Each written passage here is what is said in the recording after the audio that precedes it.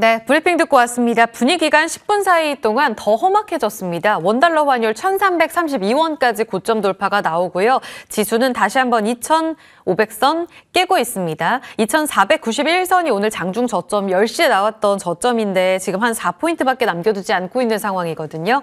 어디에 문제가 있는 것인지 유독 약한 이유들도 체크해 보겠습니다. 두 프로 모셨습니다. 이건희 위즈웨이브 대표 그리고 김종효 알파경제 이사입니다. 어서 오세요. 안녕하십니까. 네. 안녕하세요. 반갑게 인사하기가 참 어려운 오늘장입니다. 장중 2,500선이 다시 이탈되면서 전일 가까스로 지켰던 200일선, 120일선 오늘 차례로 내줬고요. 지금 60일선도 깨고 내려갈 것 같네요. 테스트 국면에 다시 들어가 있습니다. 오늘 유독 더 약한 이유 어디 있다고 보세요? 이건희 부장님. 예. 저희 뭐 오늘 유독 약한 게 아니라 최근 추세가 지금 1월부터 1월 2일을 제외하고는 계속 안 좋은 모습을 보여주고 있는데 그쵸. 일단은 지금 12월 달에 우리나라가 제일 많이 올랐다 그런 얘기도 있지만 그때 왜 올랐는지를 보면 왜 빠지는지가 나오겠죠. 이제 금리 하락 기대감이 그때 이제 미국 나스닥이나 뭐 미국 S&P 500을 중심으로 해서 굉장히 좋았고 미국 시장에서 금리 하락에 대한 기대감이 나오기 시작을 했고 그 얘기에 우리나라도 이제 같이 덩달아 같이 상승하는 모습을 보였습니다. 그래서 쌍탄은 왔는데 1월 효과는 없는, 그래서 지금 오늘 반납을 하고 있는데 그 기대감으로 상승을 했는데 지금 지정학적 리스크가 계속 지금 부각되고 있습니다. 우리나라도 오늘 국내에서 이제 뭐 여러 안 좋은 얘기가 나왔지만 사실은 지금 페르시아만이라든지 홍해 쪽에서 굉장히 좀 안 좋은 일들이 계속 일어나고 있고요. 지금 후티 반군과 지금 뭐 사실은 후티 반군이라고 하면 되게 작은 조직이라고 생각할 수 있는데 사실은 굉장히 큰 이제 국제적으로 정부로 인정을 안 해서 그렇지. 하나의 이제 예전에 그 남예멘이라고 보시면 될 것 같고요. 북예멘이라고 보시면 될 것 같고. 그래서 그쪽이랑 지금 미국이 교전을 하고 있죠. 미국, 네. 영국 연합군이 교전을 하고 있는데 이런 부분들이 여전히 지금 물가를 올릴 수 있는 요인으로 작용을 하고 있고 심지어 네. 컨테이너 물류비는 뭐 한 100% 이상 올랐습니다. 그 뒤로. 그러면서 지금 다시 금리 하락 기대감이 점점 줄고 있는 중이죠. 예. 그러니까 뭔가 기대했던 게 거꾸로 가고 있으니까 인플레 지금 국면이 다시 자극받을 수도 있겠다라는. 그러니까 금리가 뭐 3월 달에는 인하할 것 같았는데 네. 지금 또 3월은 안 되겠어라고 지금 후퇴하고 있는 중이죠. 네, 하더라도 그러면 잘 유지해봐야 한 6월이나 돼야지 또 이제 다음으로 미루는 겁니다. 이제 결국엔 그러면서 미국 시장도 주춤하고 있고 어제 이제 유럽 시장도 안 좋은 모습을 보였는데 우리나라도 지금 그래서 12월 상승분을 뭐 그대로 반납을 했다라고 보시면 될 것 같고요. 예. 뭐 그래도 2,500선 미치면 네. 또 한번 매수 관점으로 또 보셔도 뭐 저는 괜찮다는 보고는 있습니다. 오늘 사실 그러니까 지정학적 리스크 많이 올라서 이런 이야기들은 많이 나왔잖아요. 오늘 유독 2,500선이 깨진 데는 큰 의미 없다고 보시는 거예요, 대표님은? 지금 이게 뭐 500, 400 이게 선이 뭐 중요한 건 아닌 것 같고요. 지금 추세가 반등이 나와야 되는데 네. 환율도 안 좋고 네. 지금 여러 가지 이제 안 좋은 것들이 겹치면서 그리고 제일 중요한 건 지금 주요 기업들의 펀더멘탈이 안 좋죠. 지금 주요 기업들 실적 발표 시즌이 도래했는데 실적까지. 네, 실적까지 이제 숙제 검사를 해보니까 생각보다 더 안 좋으니까 지금 뭐 여기에 매수가 붙기에는 좀 어렵다 이제 네. 보시면 되고요. 네. 그러다 보니까 약간 테마성이 짙은 종목들 중심으로 움직이는 모습을 보이고 있다라고 생각하시면 될 것 같습니다. 알겠습니다. 금리 지금 미 국채금리 기준으로 보면 10년물 국채금리 다시 4%에 올라오고 있는 흐름이 현재 나오고 있고요. 원달러 환율 말씀드린 대로 1,332원, 그러니까 달러를 자극할 만한 이슈들이 나오고 있다.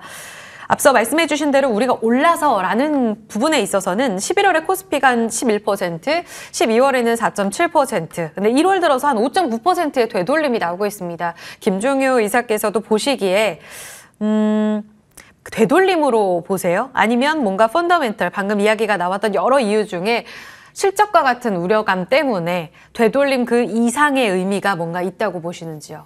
네, 뭐 시스템적 리스크가 나온 것이 아니기 때문에 되돌림 이상의 의미를 부여하기엔 아직은 어렵고요. 네.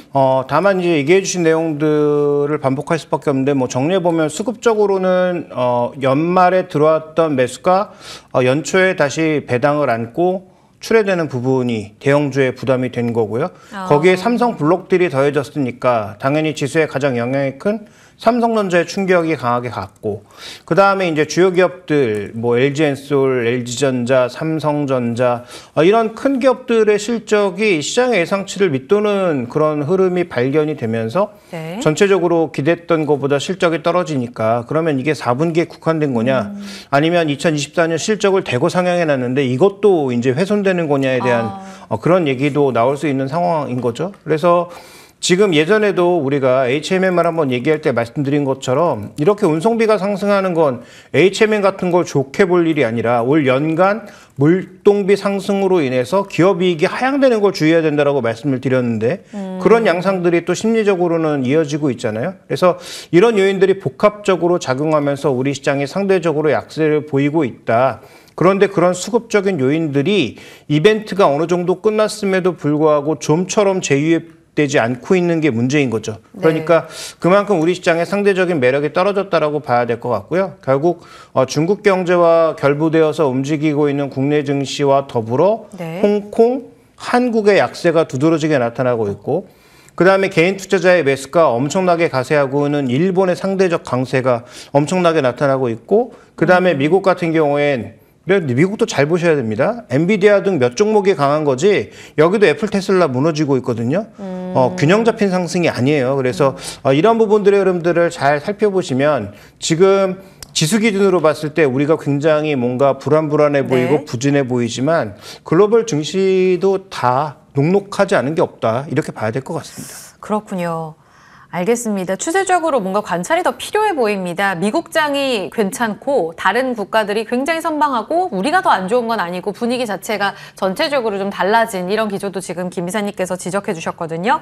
이 중심에 있는 또 지정학적 리스크도 한번 체크를 해봐야 될 것 같은데, 현재 보니까 2시 50분경에 로이터 통신에서 홍해에서 멈췄던 카타르 LNG 유조선 내척 운항을 재개한다라는 내용도 전해지고 있습니다.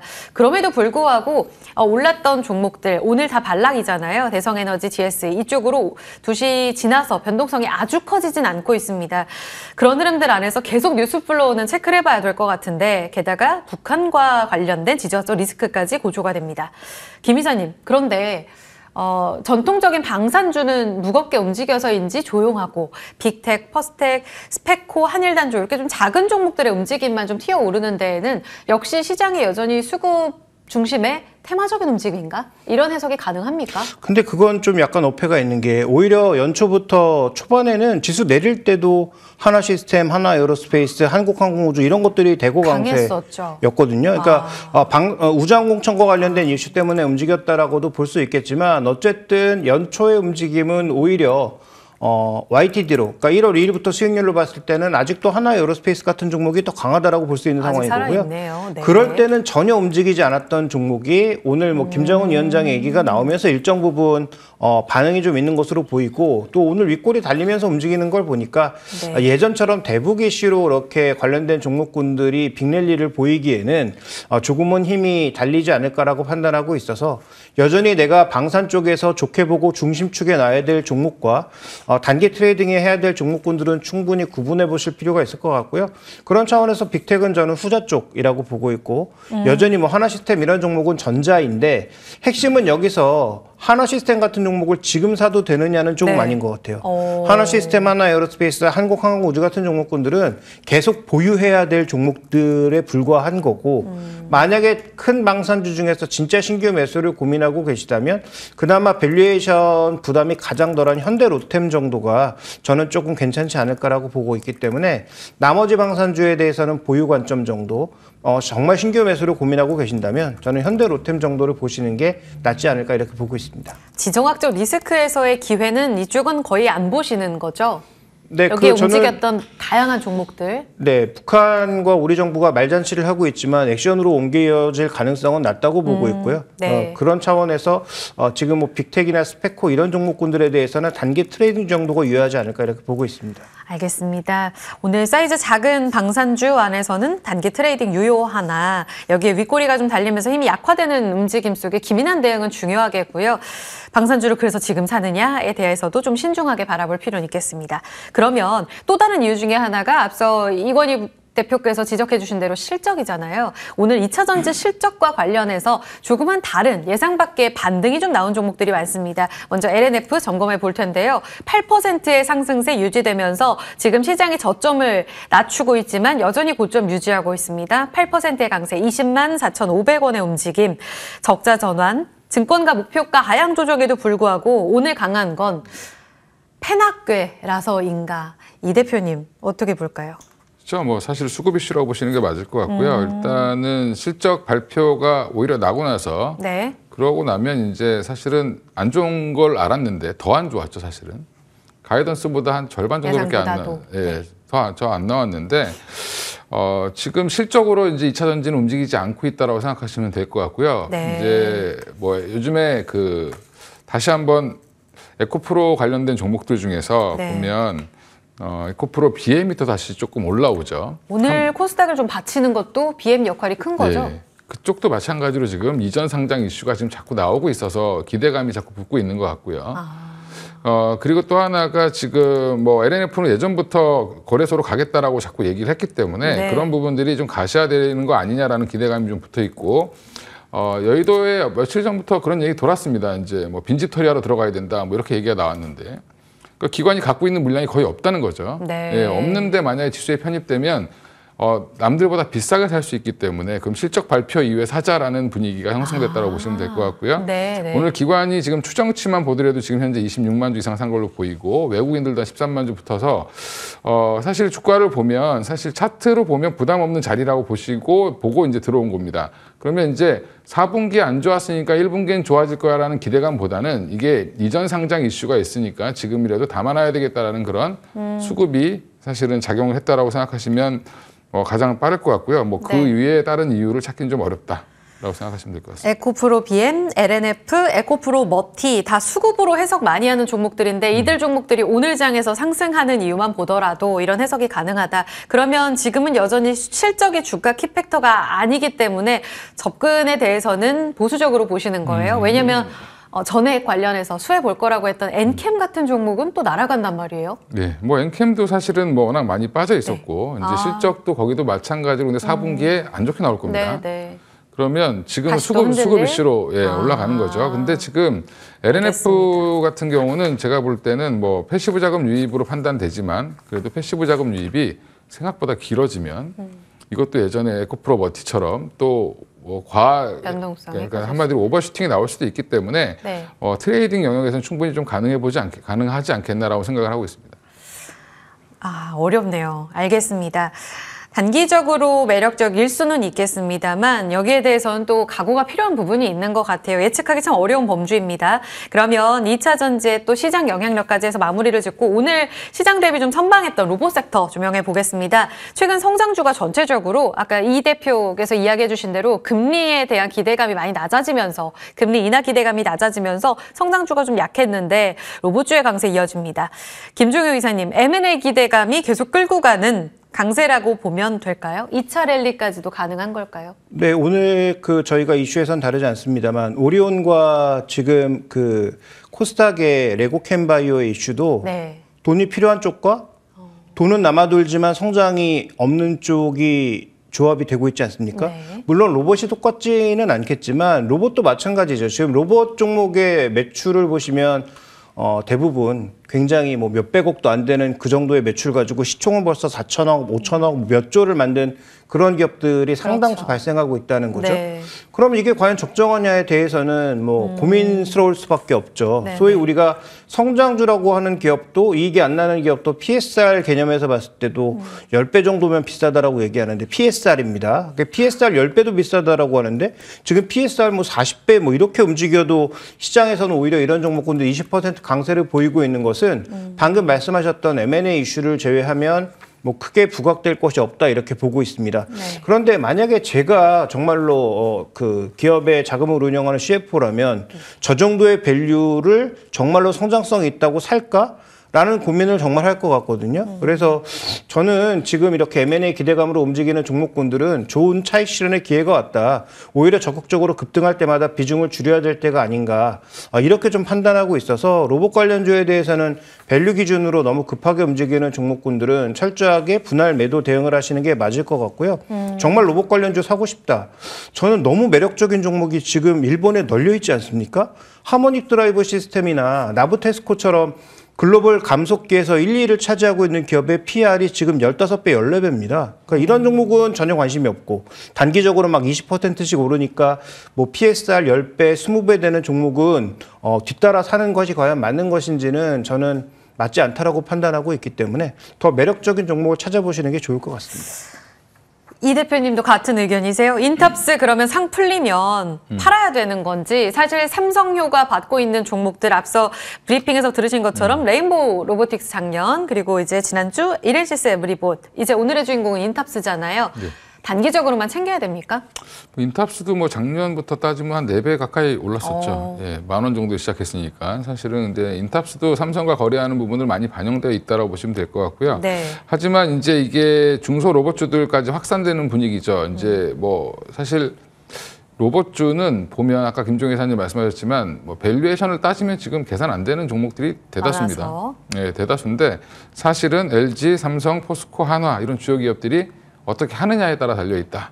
그래서 뒷배가 중요한 종목들이기 때문에 앞으로는 뭐 오히려 부품 납품을 좀 많이 할 수 있는 뭐 감속기 업체라든지 이런 쪽으로 좀 보시는 게 좀 단기적으로 좋지 않겠나 생각하고 있습니다. 그럼 혹시 이제 뉴로메카가 다시 직고점 돌파하려는 움직임도 나오는데 포스코와의 협력도 기대감이 있지 않습니까? 지금 뒷배 이야기를 하셨는데 김 이사님 어때요? 뉴로메카 협동 로봇에서의 경쟁력 감안할 때 지금도 여전히 공략 가능한지, 앞서 일본 얘기하시면서 보수적인 이야기 하시면 어떡하나 걱정도 되는데 어떻습니까? 그러니까 이런 종목군들은 너무 이제 우리가 확률에 걸어야 된다는 생각인데, 정말로 삼성전자가 레인보우 로보틱스의 지분을 공격적으로 인수한 것처럼 대기업의 그 정도의 강력한 인수 관점이 나타나면 지금의 주가보다 더 올라갈 수도 있고 지금의 네. 주가도 설명할 수 있죠. 네. 근데 만약에 그게 아니라면 무너지는 것도 한순간일 수 있기 때문에 저는 이런 종목에 대해서는 비중 조절이 핵심이다. 그래서 아무리 좋아 보여도 설사 M&A에 성공한다고 하더라도 포트폴리오에서 10% 이상 넣기에는 부담스러운 종목들이 아닌가 이렇게 보고 있습니다. 이건희 대표님, 그러면 지금 추린다면 매력적인 쪽이 있습니까? 아직 바닥권에 있는 쪽도 많은데요. 김 이사님 의견 듣고 전략 듣고 마무리하겠습니다. 예, 일단 지금 뭐 주요 기업들과 협업하는 쪽이 관심이 있겠죠. 계속 대기업과의 연결고리 있는 쪽. 그럼 이제 지금 보면 뭐 레인보우 로보틱스는 이미 다 알려져 있던 거고 삼성전자가 2대 주주로 있고요. 네. 또 그 외에 이제 로보티즈도 LG전자가 2대 주주로 있고. 네. 그다음에 또 하나는 이제 뭐 지금 한참 올라가고 있는 뉴로메카는 대표회사가 포스코 출신입니다. 그래서 포스코와의 협력이 또 기대되고 있고, 네, 네. 또 이제 한화 쪽에서도 관심을 보이고 있다라는 얘기도 있습니다. 그래서 그러니까 이쪽이 여전히 이슈가 살아있는 쪽은 계속 그런 이슈가 나올 때마다 움직일 가능성은 네. 높고요. 하지만 변동성은 굉장히 클 수 있으니까 올라갈 때 따라붙는 것보다는 좀 빠졌을 때 샀다가 올라갈 때 이제 이슈가 나오면 파는 전략을 취하시는 게 맞고, 비중은 사실은 아까 말씀하신 것처럼 10% 이하로 하시는 게 네. 사실은 맞다. 로봇은 근데 지속적으로 관심을 아마 시장에서 가질 겁니다. 왜냐하면 금리보다 성장성은 더 클 수 있으니까. 아직 꿈이 있죠. 그렇죠. 예, 그래서 기대감 때문에 대세고. 변동성은 크지만 네. 예, 이런 부분들 잘 트레이딩을 하셔야 된다고 말씀드리겠습니다. 네, 두 분의 공통점 나왔거든요. 이 대기업이라는 키워드, 다만 기민한 대응이 필요하고 기대치를 어디까지 가져갈 것인가를 꼭 정해두셔야 될 것 같아요. 두 프로와 함께했습니다. 이건희 대표, 김종효 이사였습니다. 고맙습니다.